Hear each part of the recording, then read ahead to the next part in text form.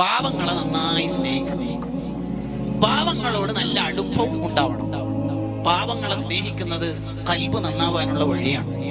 പാവങ്ങളെ പരിഗണിക്കാത്തവന്റെ ഇബാദത്ത് ആഖിറത്തിൽ എന്തായിരിക്കും? കണ്ടോ, സക്കാത്ത് കൊടുക്കാത്തവന്റെ നിസ്കാരം സ്വീകരിക്കുന്നതല്ല. കണ്ടോ, ഒരിക്കലും അങ്ങനെ സംഭവിക്കാൻ പാടില്ല. പാവങ്ങളെ നമ്മൾ നന്നായി പരിഗണിക്കണം.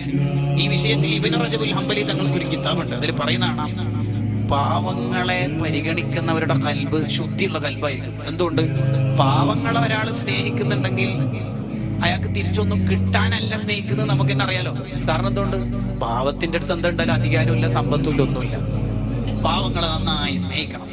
ജഅഫർ റളിയല്ലാഹു അൻഹുവിന്റെ സ്ഥാനപ്പേരന്നെ അബുൽ മസാക്കീൻ, പാവങ്ങളുടെ ഉപ്പാന്നാണ്. സൈനബ് റളിയല്ലാഹു അൻഹയുടെ പേര് ഉമ്മുൽ മസാക്കീൻ, പാവങ്ങളുടെ ഉമ്മാന്നാണ്. നമ്മളൊക്കെ പാവങ്ങളെ നന്നായി പരിഗണിക്കണം. പണക്കാരുടെ കൂടെ ജീവിച്ച് പാവങ്ങൾ അവഗണിക്കുമ്പോൾ നമ്മുടെ ഖൽബ് ചീത്തയാകും. അങ്ങനെ സംഭവിച്ചുകൊണ്ട് നമുക്ക് പാവങ്ങളോട് ഹുബ്ബുണ്ടാവണം.